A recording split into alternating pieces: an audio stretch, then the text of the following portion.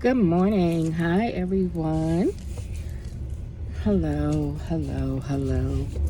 I have decided to do a journey on grieving. As most of you should know, and maybe some of you don't, my brother was diagnosed with his cancer, pancreatic cancer, returning on March 24th, and he passed on April 26th. As you can imagine, it's very, very difficult for our family. Just going through our new normal. And I have the podcast, Let's Just Talk with Kim. And this all started when I was just kicking off my podcast. So I'm not ready yet to start that back, but I wanted to do something to help people who are just like me going through the grieving process, and specifically when you are a caregiver. My brother, although he was perfectly fine up until 3 days before the 24th, he started having severe back spasms, and I had already set up an appointment for him because I work in healthcare, and his old doctor retired, so he needed a new doctor. And he said that he did feel like he had something, that he was concerned. He had a couple of lumps under his skin that he didn't know what they were from. And he wanted to be seen by a doctor. So, I do a lot for my family in that manner, and I had decided to go with him. So I went to pick him up, and he could barely walk. He was in so much pain, and the way he described it, I really thought it was back spasms. So when we got to the doctors, the doctor was very concerned because his pressure was through the roof, and he couldn't stand, he couldn't sit, he couldn't lean.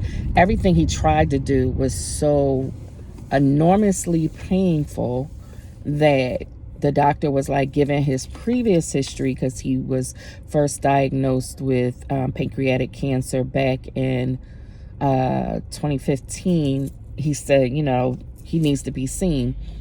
I want him to get a CAT scan, and the only way to do it to get it done immediately would be for him to go to the ER. So we went to the ER, and that's where we found out initially that he had cancer. He had two lesions, one on each lung, and they did see this is just from the x-ray. Then they did the CAT scan. They seen the lesions on his, definitely could confirm that he had some type of cancer under his skin. And just through the process, we just learned cancer's here, cancer's there. We learned cancer had totally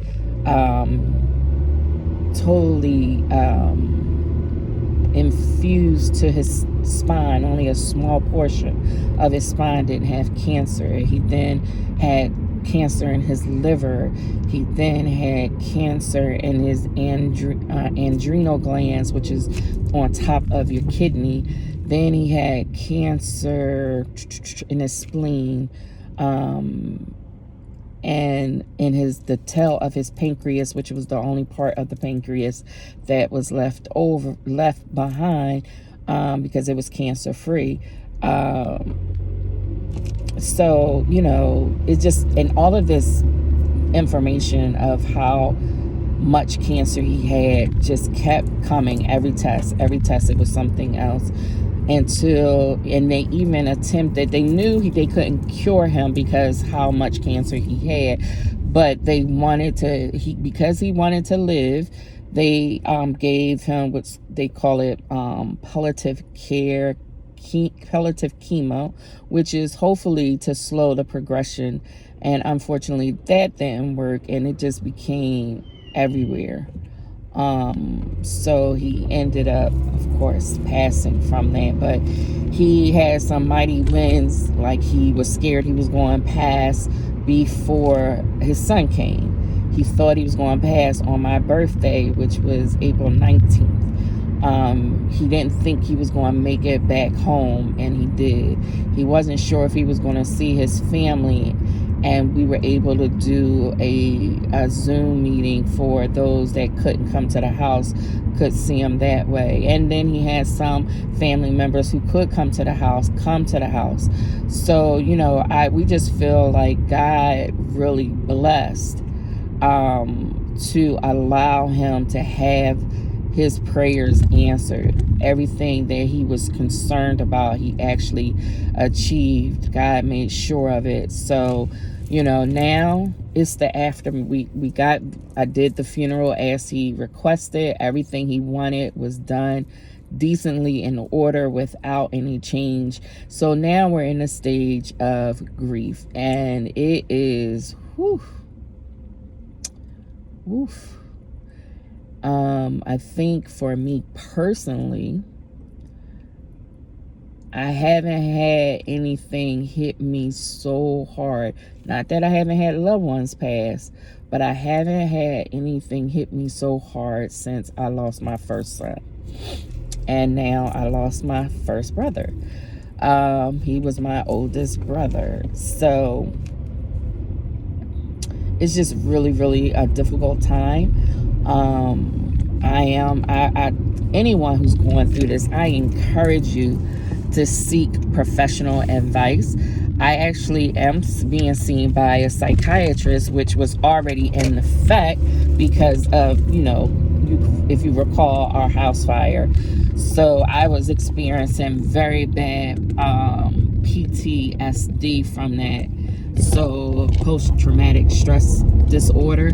So I've already had been monitored, and then I went to see her because I was literally having attacks where I felt my heart was exploding. Like, it just felt the pressure in my heart was just so heavy.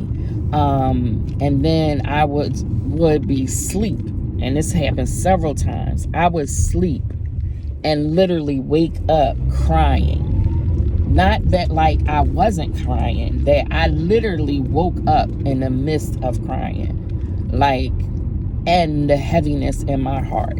So I went to see my psychiatrist for her advice, and then I, of course, took advantage of my job employee assistance program to try to get counseling, professional counseling, and to have it, because everybody know I'm a Christian. So I needed spiritual. I need both. You can't just be a counselor. So I need you to be a counselor, and I need you to be a spiritual counselor. And I need you licensed in both areas. So I need you to be a clinical counselor as well as a licensed spiritual counselor. So, my normal guy, because I believe in counseling, I haven't seen him in a while, and due to the current state, he wasn't available. Lo and behold, he recommend in his voicemail because at this time he could not take any more counselors, that he recommend two counselors, male and female, that you can reach out to the schedule. And one person I knew, Dr. Tracy Dr. Tracy Becote. And she actually has done things. I know you guys know I'm the executive director with Girlfriends Pray, and she has been on our Real Talk. And so I was just so shocked to see her hear her name, and I did reach out to her. So I do have an upcoming appointment. Can't come fast enough, because honey child, when I tell you, she better be ready. She better be ready, because I have so many so much loss in my life. I have loss of my brother, of course, loss of my house when we and all my belongings to this day, that occasionally I'd be like, dang, I don't have that, dang it, like still, because our house fire, I think, was in 2017, and to this day I'm looking for stuff that the fire. So, you know, I dealt with that loss. I dealt with the loss of losing my first house. I'm dealing with the loss of, right before the fire, wanting to move into this apartment that I loved and I felt like it was perfect. And I know you're probably saying, but you get an apartment anywhere. Nope, this place is where I want to be. And I lost that place. And literally, my friends we were talking about how we were going to have fellowships and all this, because it was a convenient place from my church, and it also was convenient with my job. So everything was just perfect, and like they had state-of-the-art community rooms. They had everything that you wanted, and I was heartbroken that I lost the bid for that. And it was really me just not being able to get off of work in time. I got caught up at work, got to the office, and her colleague, their agent's colleague, was able to get his bid in first, the money in first, and I was just out of luck, you know? So that was my life right there. And so it was just like crazy. Like, are you serious? So my girlfriend, one of my girls, Tiffany, she said, you never know. God probably, you don't know if that place is going to catch on fire. You don't know, you can't be upset about it. I said, I don't want to hear that. I know what God does. I'm a minister. I know the word of God. Don't be telling me God got a plan, which he did. But don't tell me that. Right now, I just want to be angry. So, and one of the things she said was, you don't know that building may catch on fire. Now you're a prophetess? Because literally 3 days later, my house caught on fire. But I've just dealt with a lot of loss. I've dealt with, most people don't even know, when I was young, all my favorite people died around my birthday. And one of the most favorite was my grandpa Ace. And he died near my birthday, and I was so angry. I was so angry. Cause I just so angry. But I was a kid. Kids are selfish. And then my great grandma Bessie, loved Grandma Bessie when I was a kid. Loved Grandma Betsy and my grandpa Ace, which I don't think I have a picture of Grandpa Ace. So if any of my family looks for that, I need a picture of my grandpa Ace if that I'm in. It's all about me. So this journey, I know I'm rambling on, but I've only been talking to 13 minutes. That's not bad. But this journey that I want to do, and I'm probably going to do it in the morning in my car. So it's going to be a driving journey through grieving. Just to share my experiences. People ask me, how are you? Just checking on you. And to be quite frank, I'm not good. That's right, I said it. I'm not good. I have my strong moments. And when I'm called for ministry, I show up. But that's just who I am. But even in that, in all of my past loss, I was always there no matter what. To the point that I'm all with Girlfriends Pray. Our founder, one of my mentors, Dr. DC Marshall, she always demands me. She puts me on sabbatical when I'm going through different things, because I could be in a hospital room and I'm still serving. When the house burnt down and the insurance put us up in a hotel, I'm still at meetings. And she had all of this, she always puts me, if she knows what's happening, because I don't always share what's happening, she will mandate that I go on, either you get off the ministry or you go on sabbatical. It's always like I have no choice. But I'm the kind of person that I work through. I always want to work through everything that I'm going through. I can't just sit. So, but this time I can honestly say that I'm struggling. I'm struggling to keep moving forward. I'm struggling to really push through. I am struggling, and I wanted to share this journey for those that may feel just like me. People expect you to show up, and people feel that you will show up regardless. And I'm not that type of person. I remember someone very dear to me, Deacon Terry.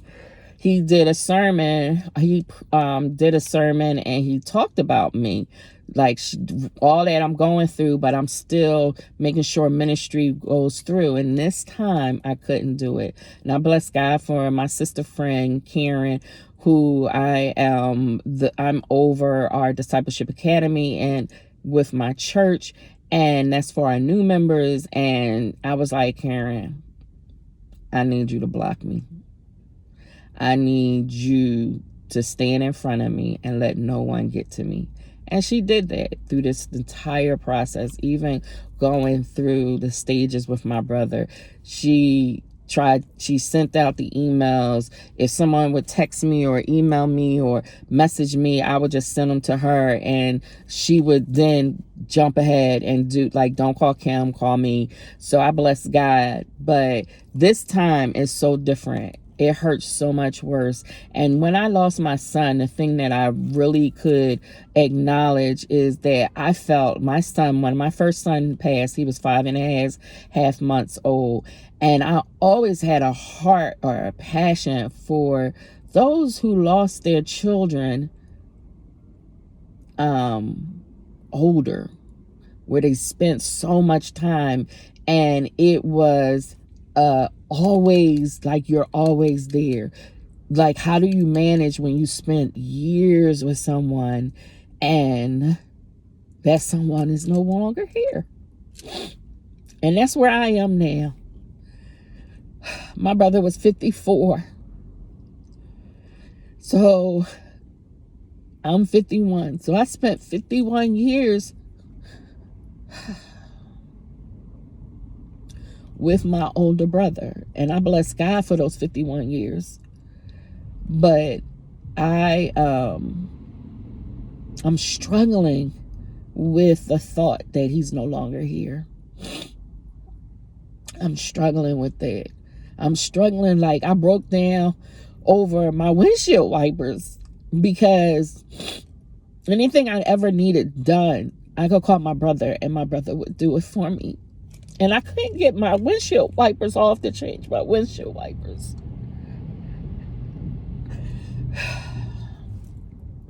And I thought to myself, if my brother was here, I wouldn't even have to worry about this. Not that I don't have nieces and nephews, but I'll always have my brother. My brother did everything for me. Anything I needed, if I needed something put together, my brother would be there. And even if it was a problem, he would work the problem. That's who my brother was to me. So it's hard. It really is. And I just want everybody to know that it's actually okay. I don't know when I'm going to be okay, but I know at some point I'm going to be okay. And I don't mean be okay like I don't hurt or grieve. No, I'm going to be okay where every thought I have won't break me down. Because I can think about my son and not break down. I can go through his birthday and not break down. I can go through his anniversary of him passing and not break down. So I know that there's going to be a time that's coming, that I'm looking forward to coming, that I won't break down. And that's what I'm looking forward to, is getting to that point. Because right now, I'm just making it through, y'all. So I just wanted to do this real quick, just to encourage people that you're not alone and you're thinking. It's okay that you're crying. It's okay that you're hurting. It's okay that the pain feels overwhelming. But what is not okay is you not talking. It is not okay for you not to have a professional to talk with. And why I say that is because they don't have any skin in the game other than helping you. They're not going to be like, I'm careful with, because everyone leans on me. So I'm careful with my emotions because I don't want it to affect other people. But for her, for Dr. Biko, I'm looking forward to being able to express my sincere emotion and it not hurt her, because I don't want other people to be hurt. And I was like that way even my son passed, and that's probably where it first started. Just because it of course hit my family hard. My mother, she had a break where she lost her memory, and my mom is a surviving brain cancer. I mean, not brain cancer. Jesus, brain injury. So for her, things can be so overwhelming that then she literally lost her memory. And we had to build up to her remembering again. So I had to be careful with my emotions. And I felt like then I had to be careful with my emotions, even with my father, because my father didn't have my mother to lean with or to hug with. So yeah, I definitely, this person almost parked so close to my car that I wasn't going to be able to get out. And I only think that because they see me in here is the only reason why they moved. But anyway, so this was a 21-minute journey, 22 actually. So I'm going to end here, but I just wanted this to be an encouragement and for you guys to know that I'm doing this, and I pray that you support me, you encourage me, and that we can push through together, because I know I'm not alone. I'm not alone with dealing with a family member who passed from cancer, and I'm not alone with dealing with a family member, a close family member, a sibling who just passed in general. So I just bless God for this opportunity. So that's what Let's Just Talk with Kim will be for right now, is just sharing the journey of grieving. So I hope it's a blessing to someone, and I'm sure it's going to be a blessing to me, that I can just unload and just share and help somebody else through it, of not feeling that they're alone. Okay? Make sure you follow my YouTube page. I'm on Facebook, Let's Just Talk with Kim. I'm on Instagram, Let's Just Talk with Kim.